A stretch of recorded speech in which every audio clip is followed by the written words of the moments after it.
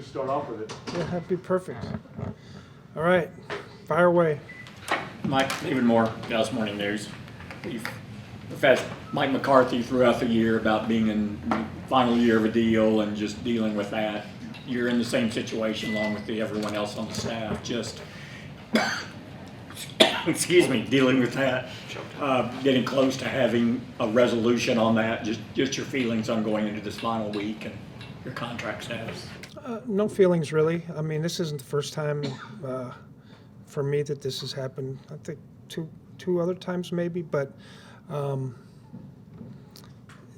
you know, people in the real world do this all the time. You know, they don't have long-term contracts, so I honestly don't think it's a big deal. Todd? Are you done? There's some water right there. Mike, Todd Archer with ESPN.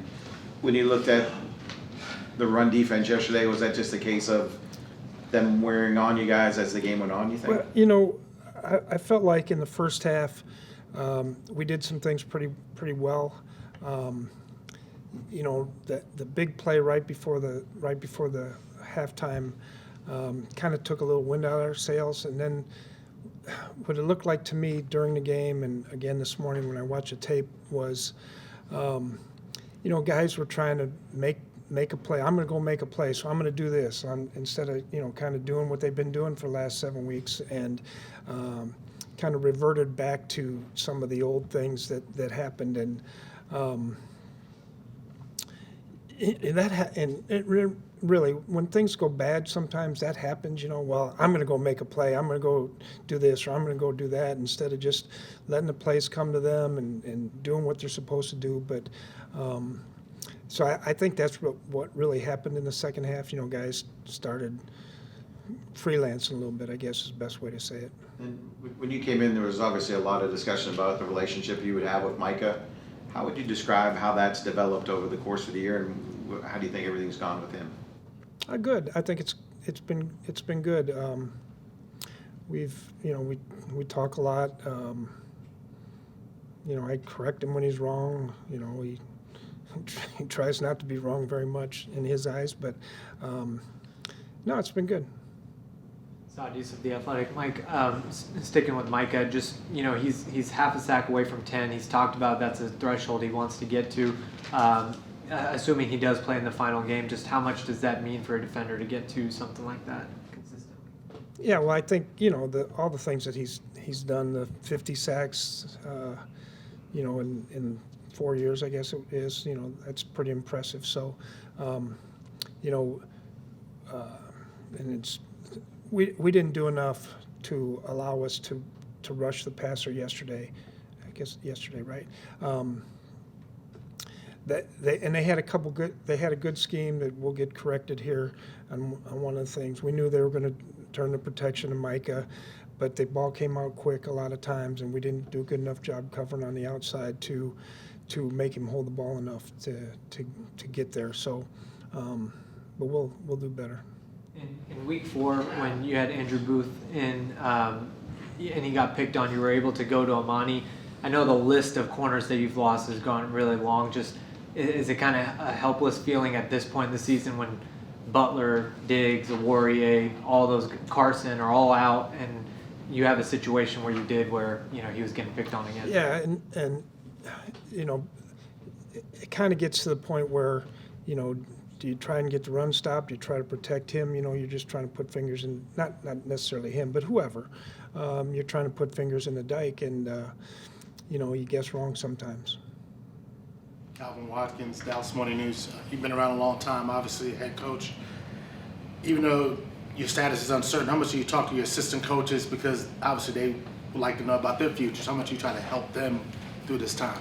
Yeah, I mean, I've talked to them about that kind of stuff, but you know, we're doing the job that we love to do, and you know, it is what it is. I mean, you know, worrying about it's not going to help anything, and you know, so I just go about our business and move on.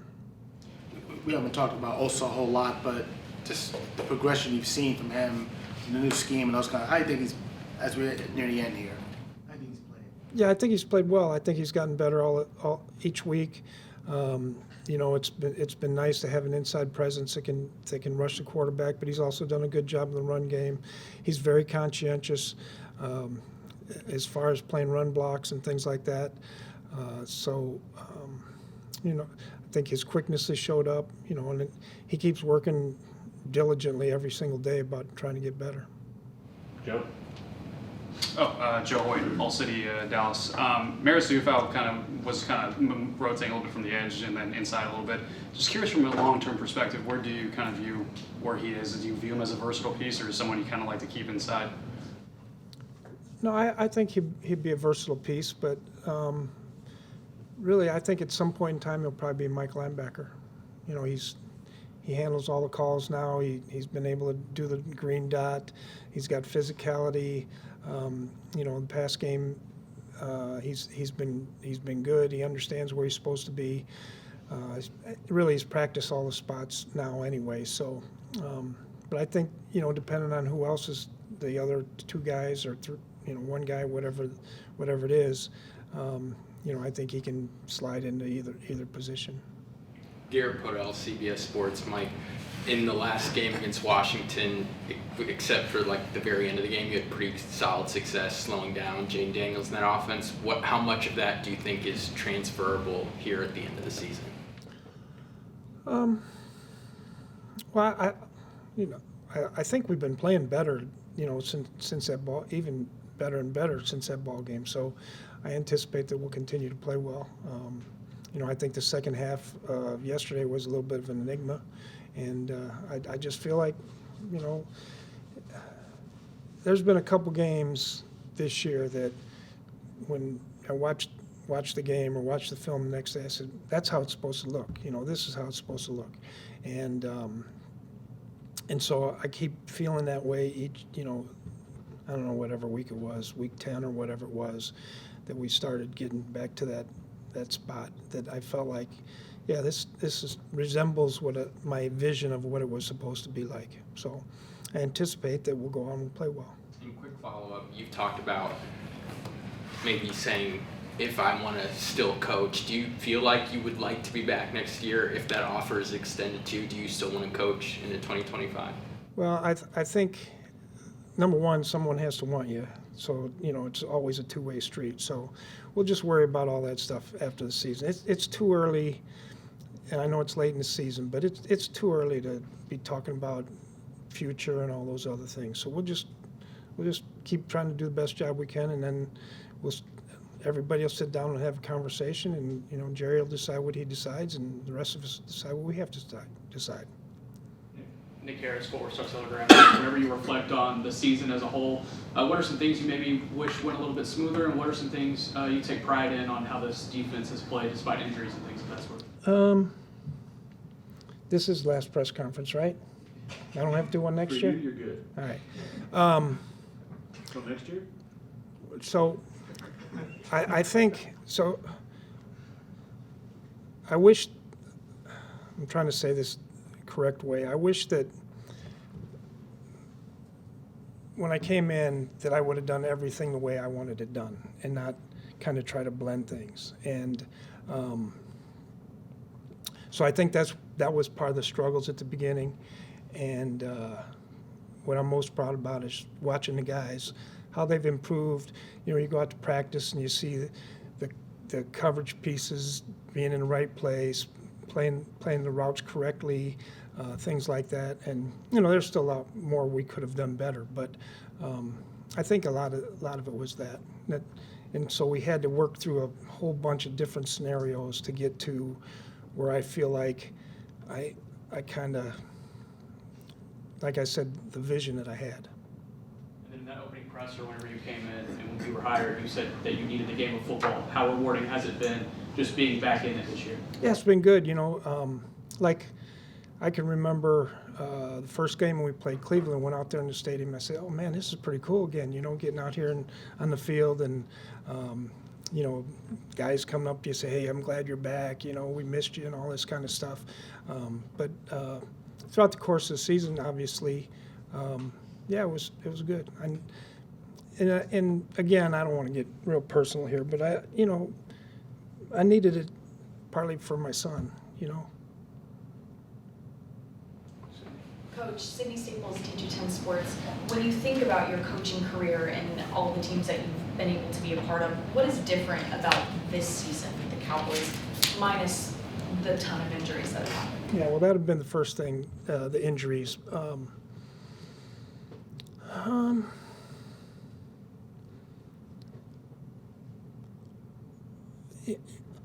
I don't know that this season is different. It's just the injuries were, unbelievable. When you got, I guess, talking to one of the Philadelphia guys yesterday, and he said you got 14 guys on IR, so many Pro Bowlers and things like that.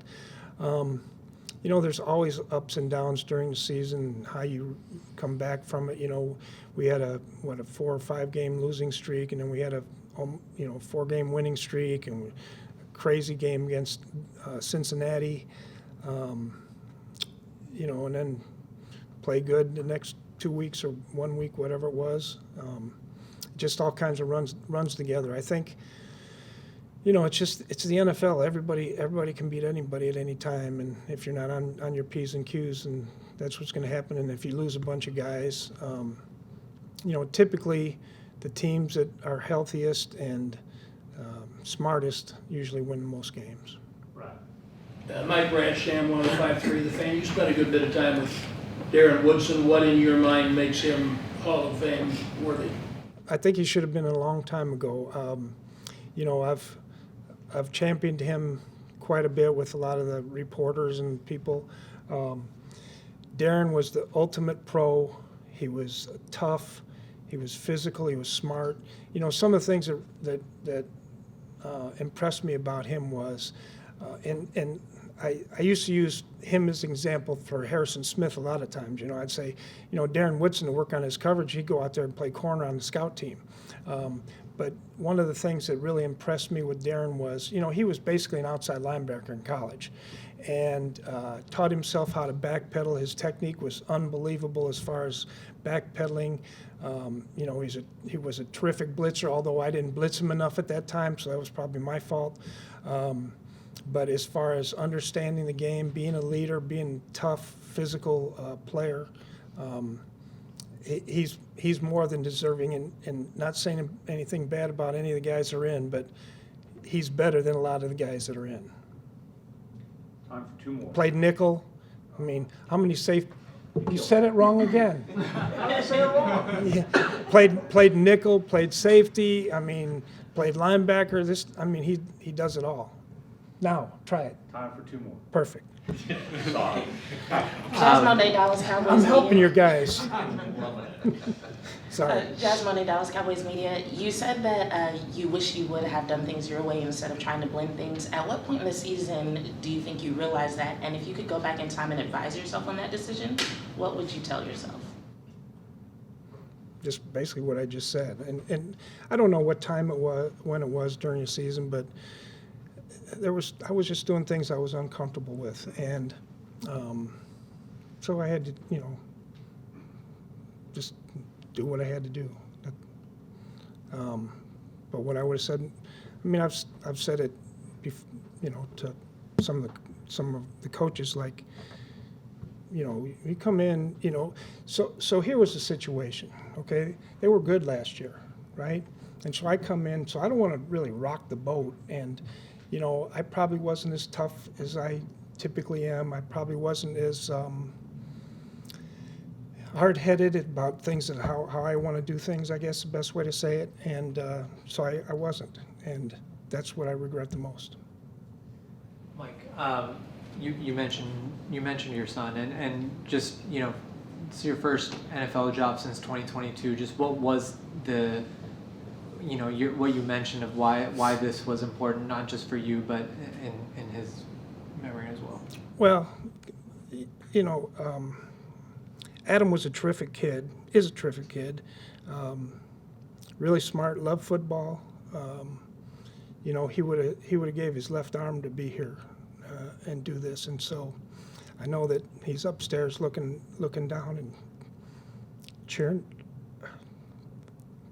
every Sunday. Sorry.